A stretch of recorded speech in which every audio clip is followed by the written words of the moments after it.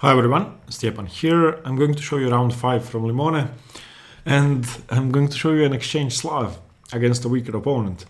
If you remember the last time I played this against a weaker opponent, it was in Silver Lake last summer. I ended up drawing the game, but was really unhappy about it. Managed to create some imbalances, but didn't manage to convert. Against this opponent who was rated 1700, I had no idea what he was going to do because I had no games online to prepare. Also, this was round 5 in the afternoon after the grueling game you saw in the last video. And I maybe had an hour in between games, maybe 2 hours, I don't remember exactly, but not enough time to rest and to prepare. When we sat down at the board, he played pawn to c4. So, okay, I didn't want to experiment or anything. I was going to go into the Exchange Slav because I knew that most lower rated players do tend to go for that. So I played c6. After knight to c3, I wish he goes for some normal main lines after d5, but he took cd5, cd5 and played d4, and this is now the Exchange Slav. And the philosophy behind what I did in this game is kind of related to the opening and to my opponent's rating. It's very hard to be objective in an opening like the Exchange Slav. Let me try and explain why. If you're unfamiliar with this, the main feature of the opening is the one open file, the C file, and the weaknesses along the A4 EA diagonal and also along the A5 E1 diagonal. Sometimes B2 and B7 can also be weaknesses. So you could say that the C1 and the C8 squares are crucial, B7, B2 squares, and those diagonals towards the kings, and also the C file. But all of those things aren't really imbalances. White and black share them. So it's very hard to create any sort of initiative on either side of the board. It's very hard to start an attack. And usually white, because he is a tempo up, is going to be slightly better, because it's very hard for black to prove anything since the position is symmetrical. So I'll try to explain what I did and why I did it. Okay, knight f6, knight f3, knight c6, bishop to f4. Now in this position you could play bishop to f5, and it's in fact the main move. But there are some lines in which black would have to compromise his structure, and I don't like those lines, therefore I play pawn to a6. This is the second most popular move, almost as popular as bishop f5. The idea is that in some queen to b3 lines, where after e3, black develops the bishop to either f5 or g4, I played bishop g4. Queen b3 isn't a good move, because there is knight a5 and b5 is defended. Okay, so for example, queen b3, knight a5. If queen a4 check, then b5. And you can see that the a6 pawn supports the b5 pawn, and black should be better here. That is the reason behind a6. You are basically preventing queen to b3, so a6 is a prophylactic move. Okay, bishop to g4. And in this position, my opponent played bishop to e2, which is the main move. You could also play h3, you could play bishop d3, you could play rook c1. There are several moves. He played bishop to e2. And this is the most passive way to play. And black's main continuation is pawn to e6, after which white castles, black continues bishop to e7, white chases the bishop away with h3. But after bishop to e2, I decided to surprise him and played something I'd prepared. Not theoretically, I didn't look at the variations, but I'd prepared the strategy sort of in advance last summer, and that's giving up the bishop straight away. This may seem strange, but once you give up this bishop, there's an actual imbalance in the position after e6 castles. You have the two knights, and that could be important, because defending the c5 square can be done with the f6 knight, and attacking the c4 square can be done with the knight from a5. I'm not saying that's the only strategic idea, but basically you're playing against this bishop, which isn't really doing that much. Also, it's much easier for black to start an attack than for white to start an attack. These bishops are facing towards the queen side, therefore aren't doing that much to threaten the black king, while at the same time black with one single move, knight to d7, is threatening a strong pawn storm with g5, f5, g4, and it's not really clear what white should do about that and whether he should do anything about that, but that's always sort of in the air, as you're going to see in this game. Okay, the main idea here is of course bishop to d6, but I don't want to trade the bishops off because I like this idea of g5. Okay, so I played bishop to e7, and I should say that in this position taking on f3 and in this position playing bishop to e7 are inferior options, but the position is slightly better for white. It's not that big of an advantage, but by doing this I managed to create an imbalance, which is the first thing, and secondly I managed not to trade off pieces, which if I trade off pieces then it's going to be a draw because the pawn structure is symmetrical. Remove all the pieces from the board, we can just agree to a draw. It's impossible to create a passed pawn. Okay, he played rook c1, I castled, he played knight a4, I played knight to d7, and everything is normal. Now he played a move which I must have looked at some point, queen b3 in this position. I couldn't remember it, but I knew the patterns, and the best move should be knight a5, which just leads to a draw. After knight a5, the best move is queen back to c3. Again, I don't want to draw, so the only way to defend is rook to a7. This may seem awkward, and at this point, I think the engine says white is something like +1, as in most of these positions, but that's really hard to prove, and it's not clear why. The rook on a7 isn't that misplaced. Of course, with this bishop cutting off control over the c7 square, it's going to be hard to trade it off, but the rook could come to b7. It could also retreat back to a8 at some point. Okay, my opponent played rook to c2 here. Okay, and I started my attack. There are two options here. One of them is to start with g5, threaten f5 and f4, and one of them is to start with f5, threaten g5. I decided to start with f5 because I saw no reason to weaken myself before it was absolutely necessary. Now there are two ideas. The first one is to either trap the bishop on g3 or force it to move to e5, where I could just trade it off for my knight and ruin white's pawn structure and have an amazing position. The second idea is to eventually play f4, f5, hopefully provoking f4, f5, f4, provoking ef4, and then having control over the d4 square and being able to take knight d4, winning the exchange. So g5 was an idea. I didn't play it, I played f5. And after bishop to g3, I play f5. The only move is h3. And now f4. Again, if this pawn is taken, then knight d4 and black should be winning this position fairly clearly, especially because pawn f4 is coming as well, and it's basically an exchange for nothing. So after f4, white should play bishop to h2, and now simply queen e8. I think is a good idea starting an attack like this. Maybe not queen e8, maybe just king h8 and rook g8 and starting an attack like this. But basically this bishop is out of play. This one isn't that good. Black's king is kind of suspicious, but there are chances. Okay, instead of doing that, I started with f5 first. It's a very similar idea. If white does nothing, let's say, I don't know, rook c1, which seems normal, then g5 and black is actually winning. It isn't an exaggeration, it's just that if bishop g3 I win a piece, if bishop to e5 then knight e5, and it's just a pawn up for nothing. My bishop is coming to f6, my position is perfect. Also my attack is still very strong.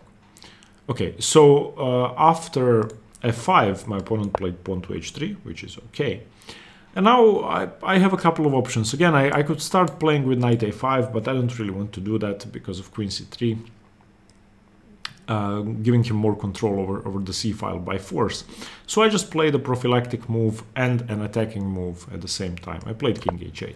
Now this may not be a good move objectively, but it improves my position.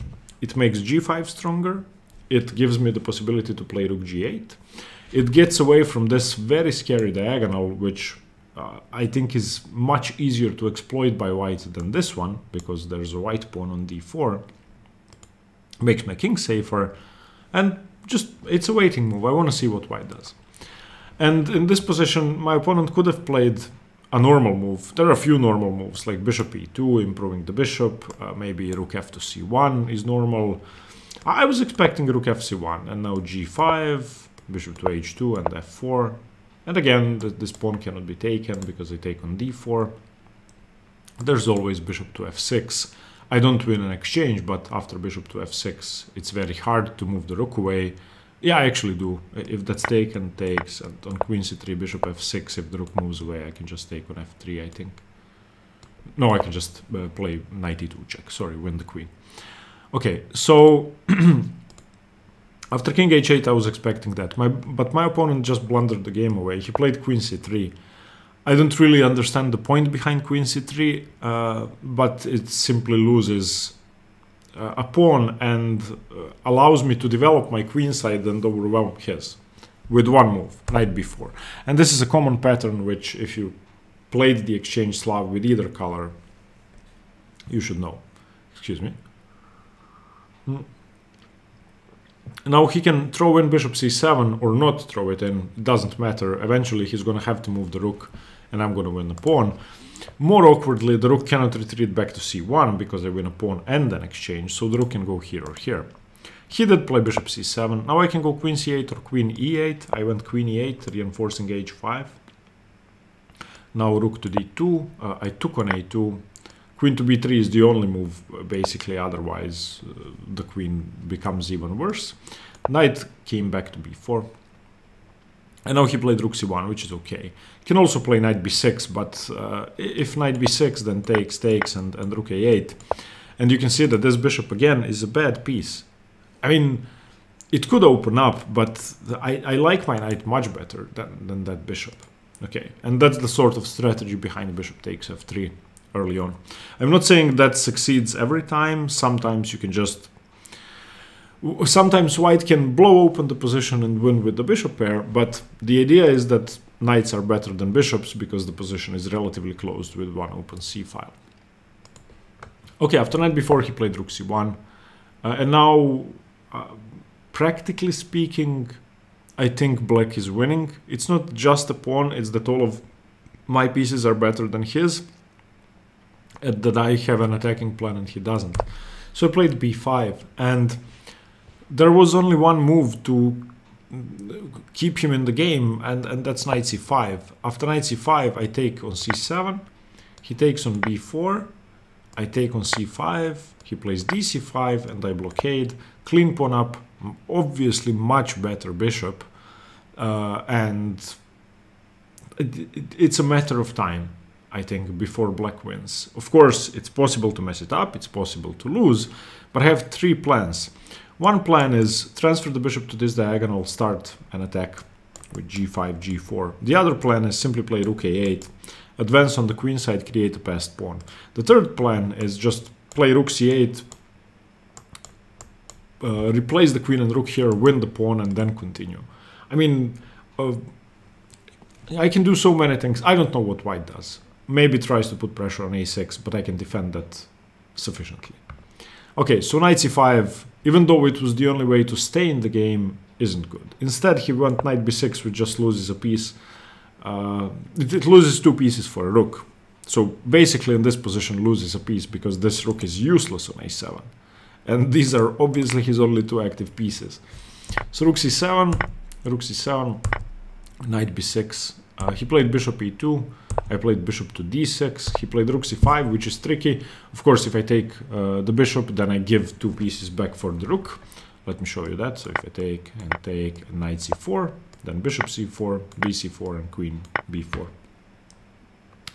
And I gave back the two pieces, but I don't have to do that. I don't have to take the rook. I just played, knight to c6. Now I'm threatening to take the rook. He played rook c1, queen to d7. And from here on, I basically just have to defend these four squares. Again, it's the one open file. So as long as he doesn't infiltrate, minor pieces are better than rooks. if he cannot play rook c7 or rook c8 or rook c6 and activate his rooks, or if he cannot take on a6 and activate via the a file, then these two pieces aren't doing anything, and my pieces are. Rook dc2, knight e7. Again, this knight is defending these two, the bishop is defending c7 and c5, no way in. And I want everything to be defended. I don't want to attack, I just want to consolidate, make sure he doesn't enter. Rook a1, rook a8. There are no bishop to b5 ideas because queen defends and also knight defends the rook.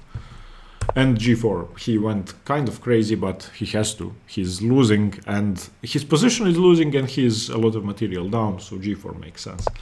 Give myself some luft, this is the last thing I wanted to do. Now my position is perfectly safe. Actually, I also want to defend the knight on b6, but that's just sort of paranoid. f3, we actually analyzed the game afterwards, and I really didn't like f3. Even like complication-wise, it doesn't give him enough complications. He said he wanted to prepare e4, but it weakens e3 so much that now it's much easier. It's actually very easy to win now. Now I have a clean plan. So I went queen e8. I want to do this and maybe this, and just try to put pressure on the pawn on e3.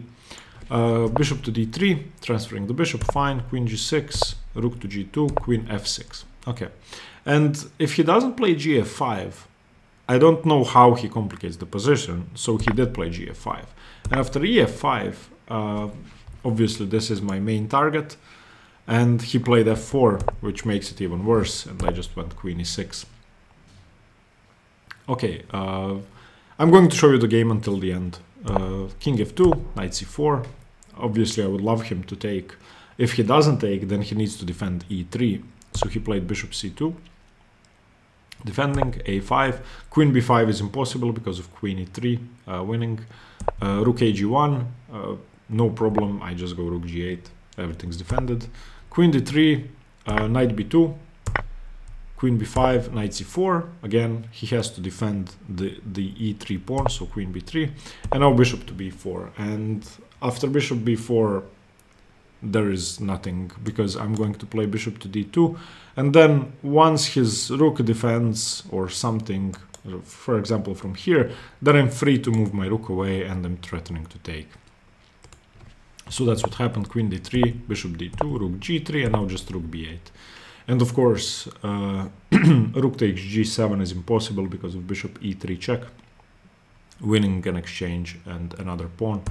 So he played rook d1, I played rook b2. This doesn't lose two pieces for a rook because I have queen c6 in the end, which he didn't see. But maybe he did. There's no other move but to take the pieces. You're losing anyway.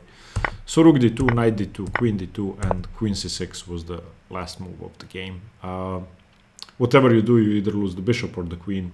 There's absolutely no counterplay. Even if there was, even if I gave up an exchange, I think I would still be better.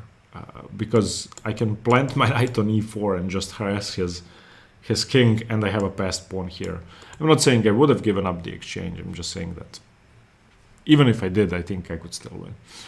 Okay, so maybe this isn't as instructive, and I wouldn't recommend